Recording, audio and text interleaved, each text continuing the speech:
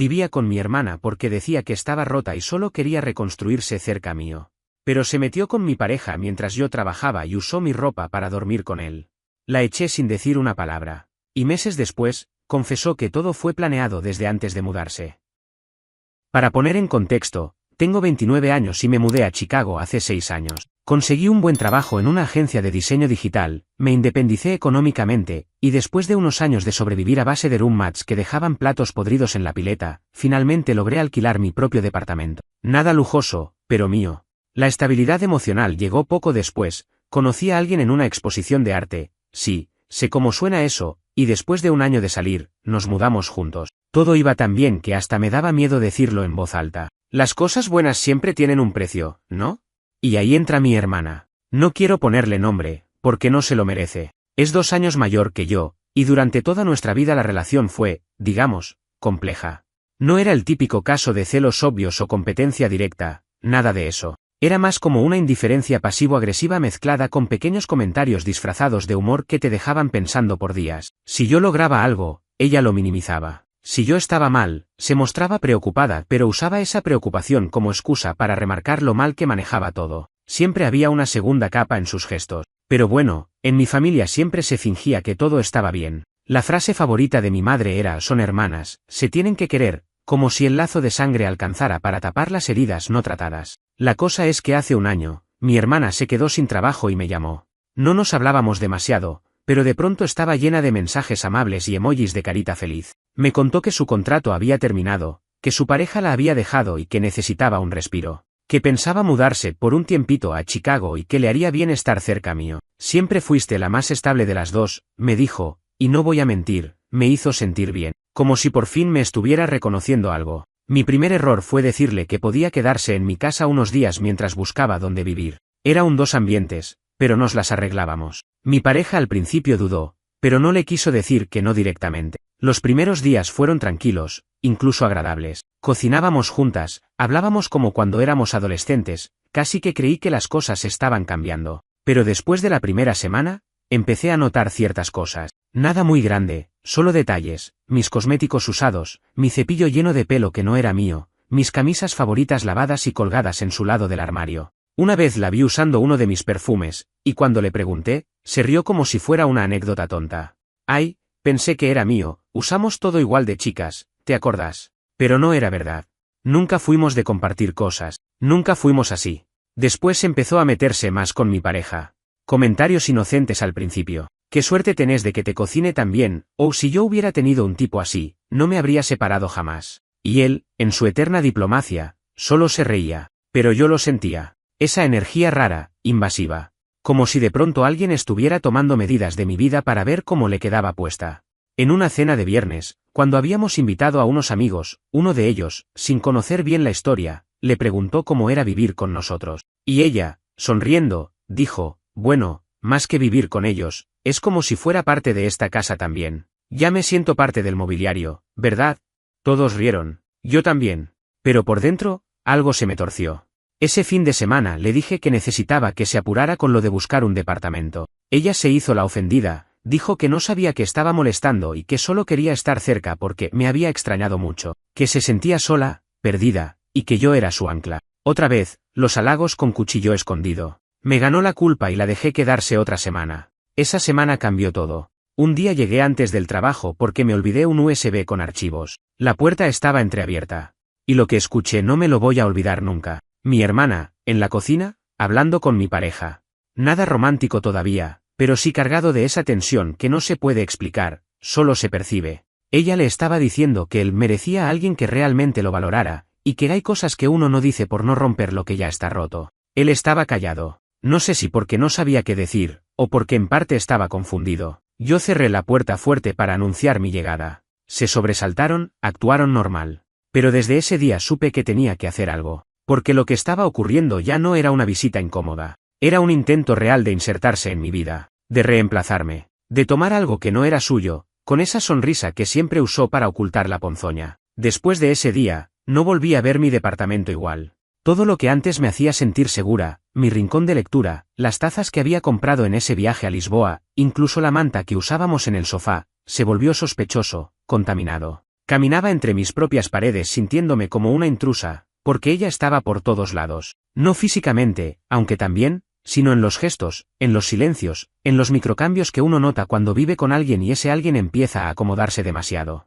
No dije nada de inmediato. Me guardé lo que escuché, aunque me hervía la sangre. Una parte de mí necesitaba confirmarlo. No quería arriesgarme a hacer un escándalo por una frase ambigua. Mi pareja no dijo nada tampoco, lo cual me incomodó más que si lo hubiera hecho. No preguntó por qué había vuelto tan temprano ese día, no intentó explicarse, ni siquiera fingió que no pasó nada. Actuó como si no lo hubiera escuchado. Como si todos estuviéramos jugando a ignorar la bomba en medio del living. Esa noche, mientras mi hermana dormía, revisé su bolso. Me sentí una mierda por hacerlo, pero estaba desesperada. No encontré nada fuera de lugar, hasta que vi su cuaderno de notas. Es de esas personas que todavía escriben en papel, con frases sueltas, listas, ideas. En una de las páginas, entre garabatos, había una oración subrayada 3 veces, ya está casi hecho. Solo tengo que esperar a que ella rompa. La palabra ella me revolvió el estómago. Esa página estaba escrita con una rabia disimulada, como si lo que más disfrutara no fuera tener algo propio, sino quitarme lo mío. La paranoia empezó a comerme por dentro. Me costaba concentrarme en el trabajo, dormía mal, comía con ansiedad. Cada conversación con ella era una prueba de resistencia. Me estudiaba, me analizaba, me sonreía demasiado. Y él se había vuelto una figura cada vez más distante. No que desapareciera, no. Era peor que eso, seguía ahí, pero como si flotara a unos centímetros del suelo. Participaba, hablaba, me tocaba el hombro al pasar. Pero no miraba igual. Algo se estaba despegando. Pasó otra semana. Y fue una noche de miércoles, lo tengo clavado como una aguja en el calendario, cuando todo se quebró. Yo venía de una jornada eterna, el tipo de día donde todo sale mal. Llegué agotada, con ganas de que nadie me hablara. Y cuando entré al departamento, escuché risas en la cocina. Risas cómplices. De esas que se dan entre personas que comparten un secreto. Me quedé un momento en el pasillo, tragando esa sensación viscosa en la garganta, y entré como si nada. Ahí estaban, sentados juntos, comiendo lo que parecía una cena que habían cocinado entre los dos. Vino abierto, velas, música bajita. Ella llevaba una de mis camisas grandes, como si fuera una pijama casual. Él se levantó de golpe al verme, con cara de esto no es lo que parece, pero no dijo nada. Y ella sonrió. Me ofreció un plato. Justo hablábamos de vos, dijo, como si eso aclarara algo. No me senté. Dije que no tenía hambre. Fui al cuarto, cerré la puerta, y sentí que estaba en un sueño. Uno espeso, denso, sin lógica. Escuchaba sus pasos, sus voces amortiguadas, y me pregunté cuántas veces habían estado así, cuando yo no estaba. Cuántas cenas, cuántas conversaciones cruzadas, cuántas miradas en las que me habían borrado. Esa noche dormí poco. A las 4 de la mañana, cuando por fin logré pegar el ojo, desperté con un ruido, la puerta del cuarto de mi hermana cerrándose. Silencio. Pasos. Y luego, la puerta del living. Me levanté, caminé hasta ahí descalza, sin hacer ruido. Y sí, ahí estaba él, con su laptop en el regazo, pero sin teclear. Mirando fijo a la pantalla sin moverse. No me vio. O eligió no hacerlo. Al día siguiente le pedí que habláramos. Me dijo que no había nada entre ellos, que todo era idea mía, que estaba siendo paranoica, que me estaba afectando el estrés del trabajo, que ella era solo una presencia temporal. Pero lo dijo con una distancia que me dolió más que cualquier confirmación. Me abrazó, pero fue un abrazo de cortesía. Y yo, por orgullo, no insistí. Esa misma tarde, ella me dijo que había conseguido un departamento, que ya se iba, que me agradecía todo. Me dio un beso en la mejilla, agarró su bolso, y se fue. Sin drama, sin confrontación. Pero mientras cerraba la puerta, me miró. Una fracción de segundo, y en esa mirada no había agradecimiento, había triunfo. No me había quitado nada aún, pero sabía que podía, y eso era peor.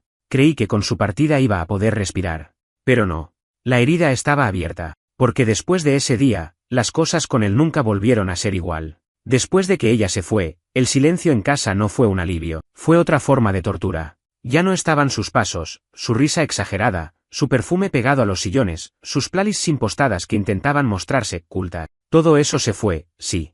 Pero lo que dejó atrás era más difícil de limpiar, la duda. No solo sobre ella, sino sobre él. Sobre mí. Sobre nosotros. Los primeros días nos tratamos como si todo estuviera bien. Hacíamos lo que hacen las parejas cuando no quieren hablar del elefante muerto en el medio de la habitación, cenas mecánicas, comentarios neutros, sexo sin contacto visual.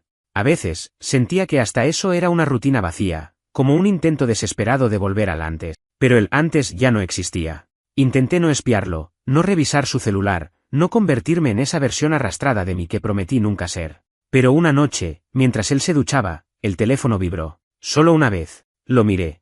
No lo toqué. Pero vi la pantalla. Era un mensaje de ella. ¿Estás mejor desde que me fui o solo estás sobreviviendo? Preciso. Venenoso. Me latió el corazón tan fuerte que me costó respirar. No era una conversación casual. No era un mensaje aislado. Era una continuación. Una forma de seguir presente sin estar físicamente ahí. Una pregunta que, aunque no fuera respondida, decía mucho. No pude resistirme. Lo desbloqueé. Nunca había hecho eso. No porque confiara ciegamente, sino porque me parecía una línea que no quería cruzar. Pero ya no me sentía en una relación. Me sentía en una guerra silenciosa. La conversación no era larga, pero sí íntima. No hablaban todos los días, pero sí lo suficiente. Frases vagas, fotos de libros, preguntas existenciales como si fueran dos almas incomprendidas conectando en medio del caos. Ella lo provocaba sin necesidad de ser explícita. Y él respondía con esa ambigüedad que deja abierta la puerta sin invitar a entrar. Pero no la cerraba tampoco. Cuando salió del baño, le di el celular en la mano. No dije nada. Me miró. Supo. En vez de explotar, me senté. Le dije que hablara. Que no había espacio para juegos. Él no negó nada. Dijo que no pasó nada físico, que nunca se había cruzado una línea concreta. Pero también admitió que había sentido algo raro en esos días, que fue confuso. Que se sintió visto de una manera distinta. Que se arrepentía. Lo dijo como si me estuviera haciendo un favor al ser sincero. Como si eso sanara algo. No lloré. Ni grité. Ni rompí nada. Solo lo miré y le pregunté, ¿y ahora qué? Él no supo qué decir. Estuvimos semanas en esa especie de limbo afectivo. Seguíamos conviviendo, pero ya no compartíamos. No discutíamos, pero tampoco nos elegíamos. Y lo más triste, nos habíamos convertido en dos desconocidos que sabían demasiado el uno del otro como para fingir que podían empezar de nuevo. Y mientras tanto, ella seguía flotando en nuestras conversaciones sin ser nombrada. Como un espectro. Como una fractura que no se veía pero dolía al moverse. Hasta que un día la vi. En un café, en el West Loop. Estaba con una amiga. Reía. Llevaba puesta mi chaqueta verde. No era parecida, era la mía. La reconocí por una pequeña mancha de pintura blanca en el bolsillo derecho. Me acerqué. Ella me vio. Sonrió como si nada. Le pregunté de frente si era mi chaqueta. Dijo, «Ah, ¿esto? Pensé que me la habías regalado cuando me fui». Esa frase me dejó helada. La miré a los ojos y le dije lo único que no había dicho en todos esos meses. «¿Qué quieres de mí?» Y por primera vez, no fingió. Me dijo, con la voz baja y tranquila, lo que siempre quise. «Que me veas». Esa frase me rompió algo que ya estaba rajado. Me fui. No podía quedarme a interpretar sus traumas, a descifrar sus necesidades no resueltas. No me importaba su infancia, ni cómo la había tratado la vida. Estaba harta de ser el eco de sus vacíos, harta de que mi vida tuviera que girar alrededor de su sombra. Esa noche llegué a casa y le pedí a él que se fuera. No fue un grito ni una amenaza. Solo una certeza. No lo odiaba. No estaba vengándome. Simplemente ya no tenía energía para seguir compartiendo techo con alguien que no supo proteger lo que tenía. Alguien que dejó una grieta abierta para que otra entrara, aunque fuera con los pies descalzos. Él empacó sin decir mucho. Me abrazó antes de salir. Un abrazo verdadero, pero vacío. Como una diosa, algo que murió en silencio. Y ahí me quedé. Con mi soledad. Con mi rabia. Con mi dignidad a medio reconstruir. Pensando que, por más que me hubiera librado de ambos, todavía no sabía cómo recuperar todo lo que me habían quitado sin tocar una sola cosa. Hubo algo extraño en los días que siguieron. No fue tristeza lo que sentí, ni alivio. Fue más bien una sensación de entumecimiento, como si mi cuerpo se hubiera puesto en modo automático para que yo no colapsara.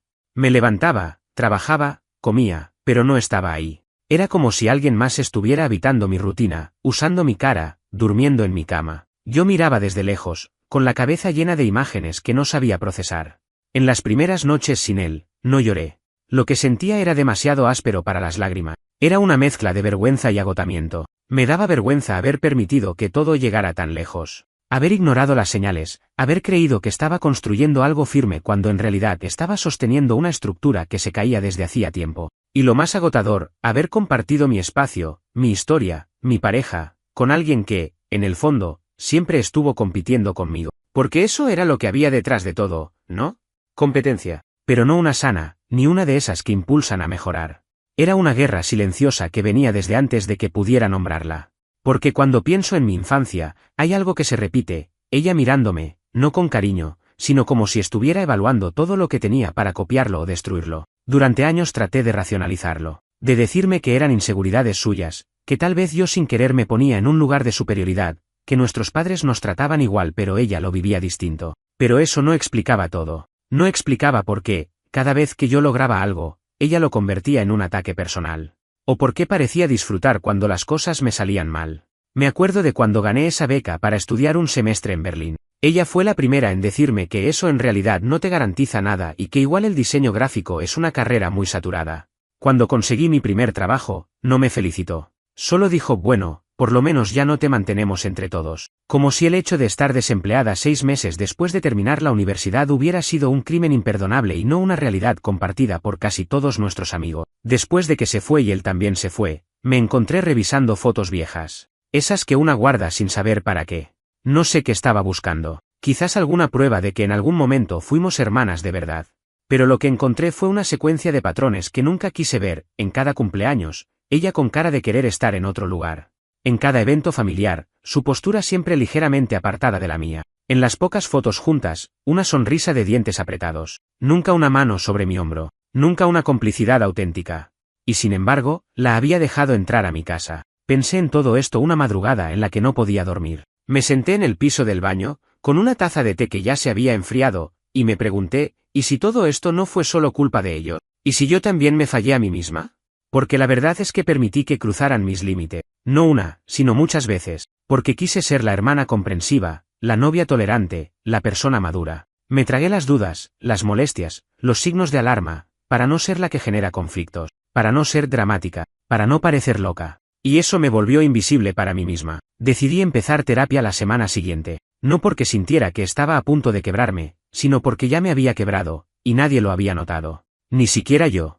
Las primeras sesiones fueron duras. Lloré más en esa habitación de paredes beige que en los últimos 5 años de mi vida. Pero también me ayudó a juntar las piezas, a entender que no era culpa mía que ella arrastrara una mochila emocional que eligió descargar sobre mí. Pero sí era mi responsabilidad decidir qué hacer con eso. Si seguir cargándola o soltarla. Y eso fue lo que empecé a hacer. A soltar.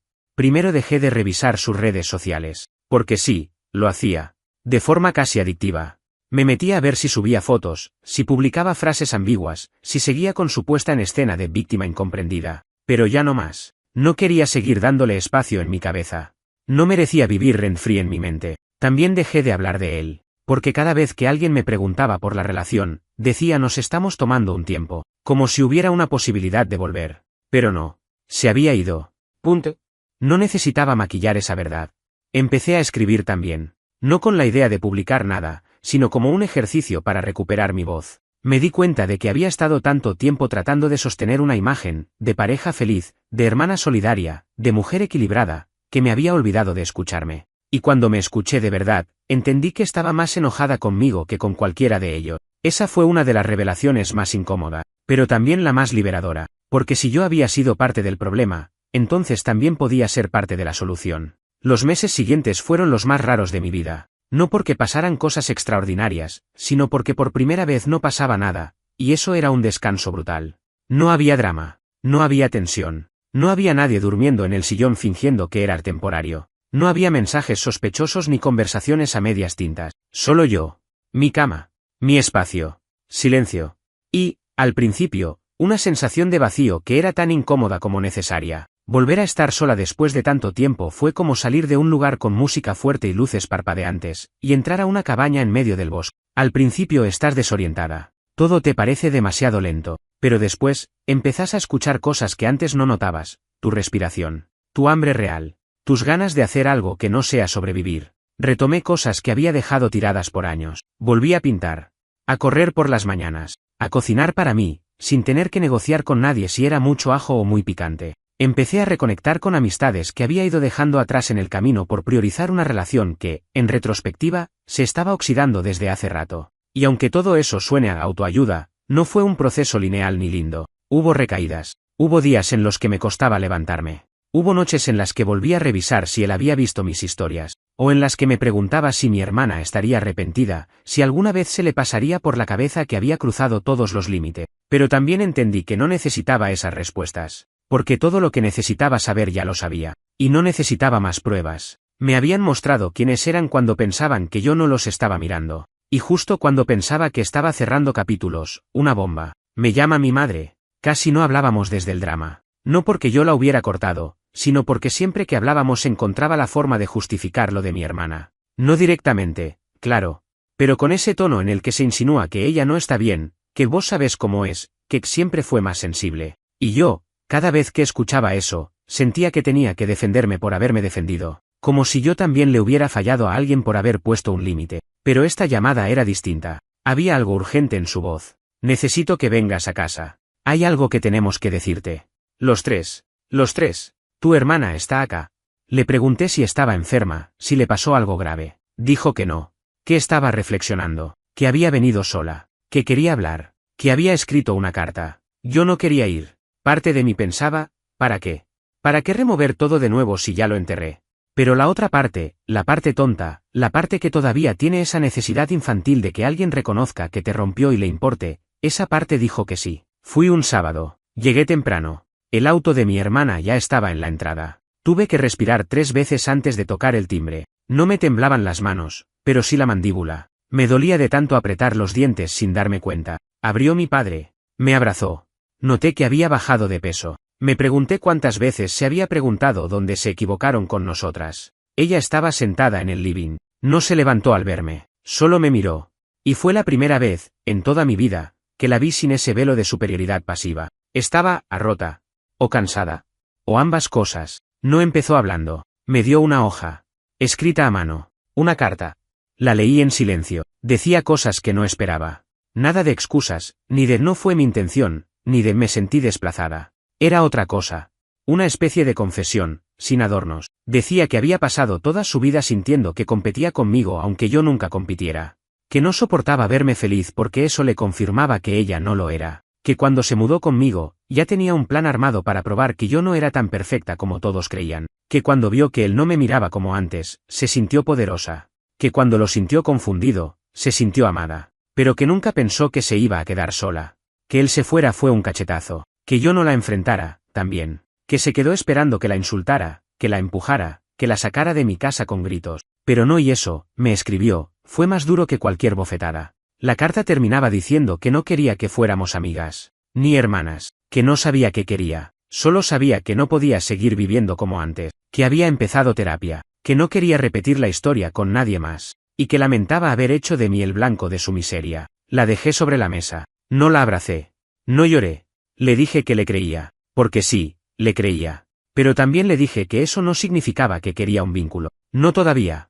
Que necesitaba más tiempo. No para perdonarla, porque ya lo había hecho, sino para procesar que nunca iba a tener a esa hermana que siempre imaginé que podía tener si las cosas hubieran sido distintas. Nos fuimos sin más palabras. Volví a casa y esa noche dormí como hacía meses no dormía. Por primera vez, sentí que lo que me habían quitado ya no lo necesitaba para estar completa. Hubo un cambio que no noté de inmediato, pero que fue creciendo en mí como un síntoma inverso, la ausencia de ansiedad. Era tan extraño que al principio me desconcertó.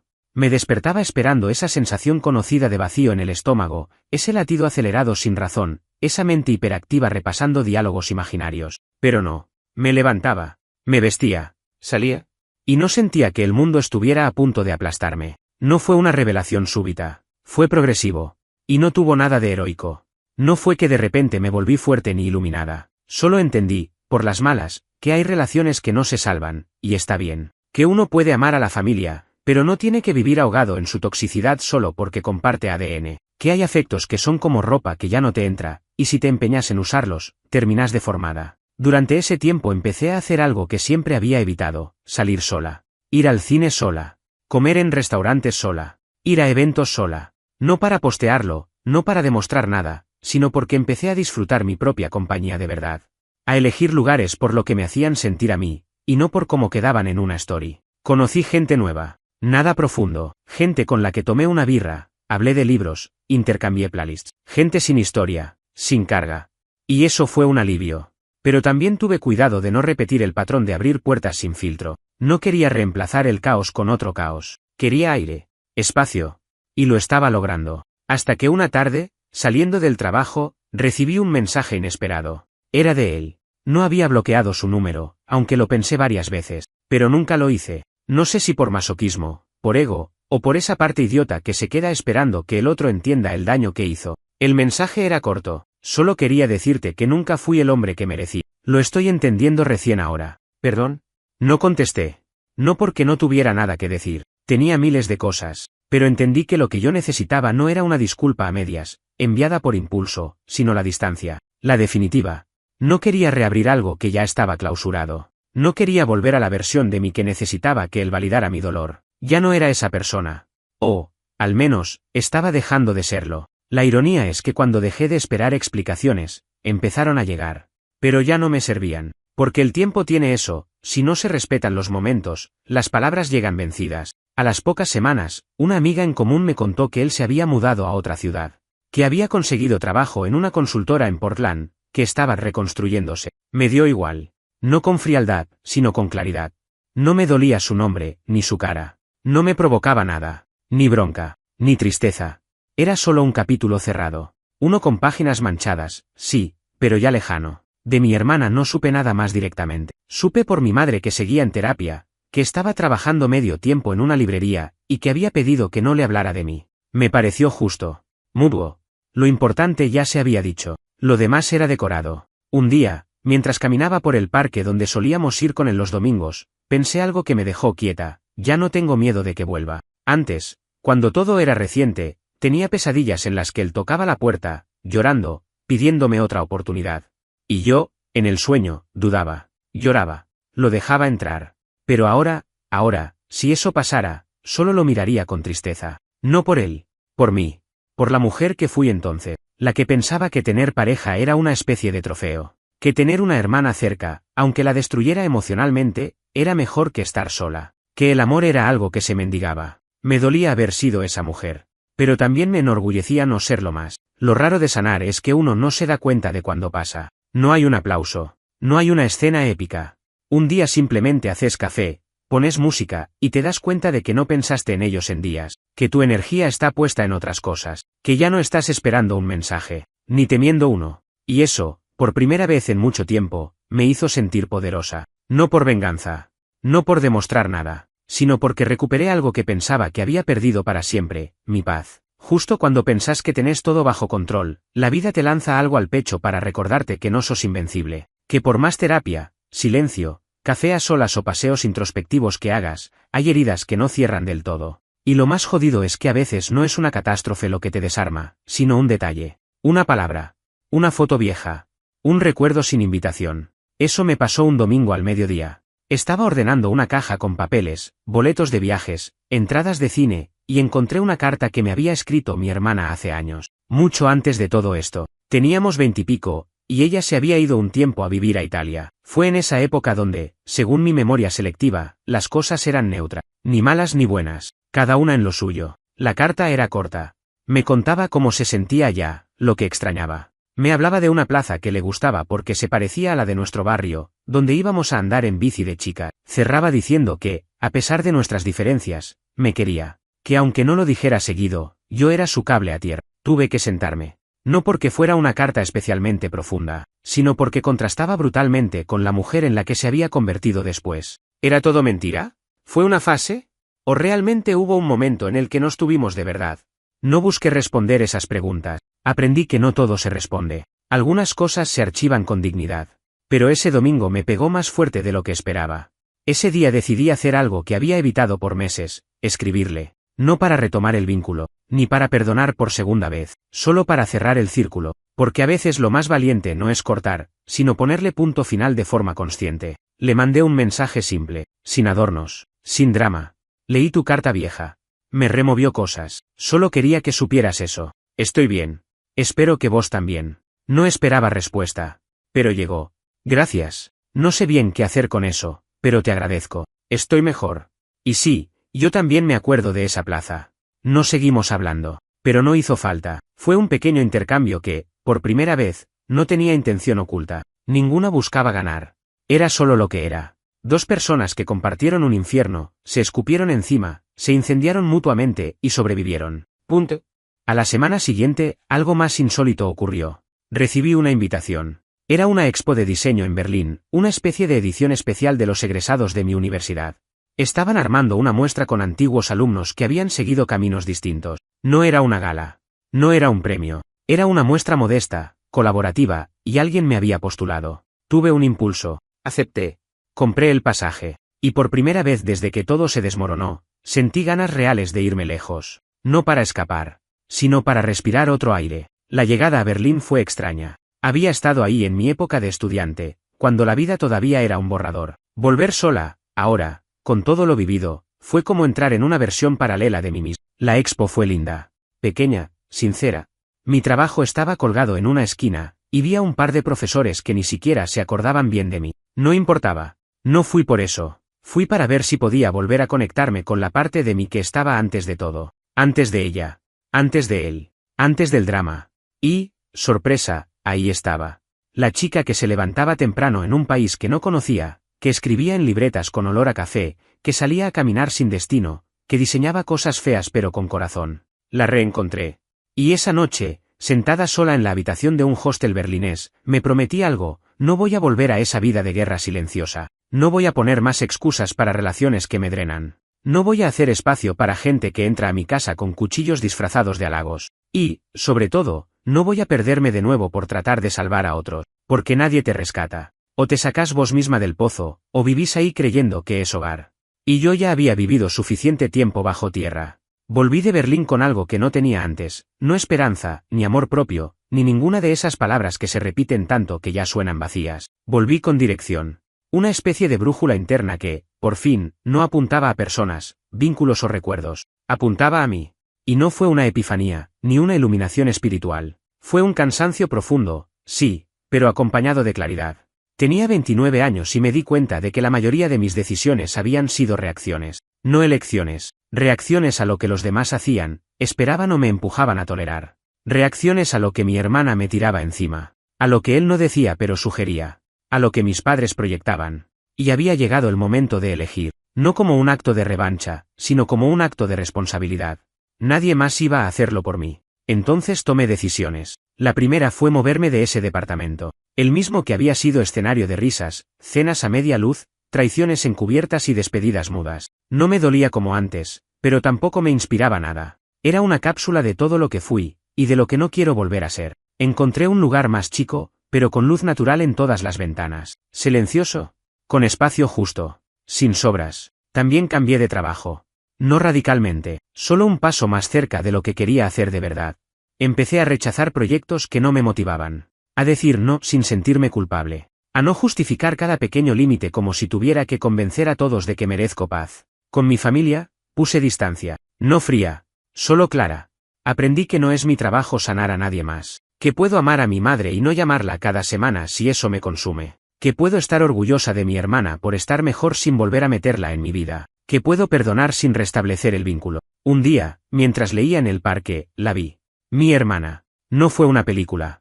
No hubo música triste, solo dos mujeres adultas que se reconocen a la distancia. Nos acercamos. No nos abrazamos. Ella llevaba una bolsa de tela, un libro asomando. Yo tenía auriculares. Nos sacamos los auriculares al mismo tiempo. Nos sonreímos. Nos saludamos. No hablamos del pasado. Ni del presente. Charlamos un poco del clima, de un local nuevo que habían abierto cerca. Me preguntó si seguía diseñando. Le dije que sí. Me dijo, me alegro. Y después de unos minutos, nos separamos. Y fue perfecto. No porque fuera ideal, sino porque fue real. Porque ambas entendimos, sin decirlo, que ya no éramos las mismas. Que no podíamos volver a lo que nunca fue sano. Pero que tampoco necesitábamos seguir en guerra. Me fui con una extraña sensación de cierre. No de final feliz, ni de reconciliación de película. Cierre verdadero. De esos en los que sabes que ya no hay nada más que explicar. Esa noche escribí en mi diario. No necesito que la gente cambie para estar bien. Solo necesito cambiar la forma en la que permito que me afecten. Y con eso, cerré esta etapa.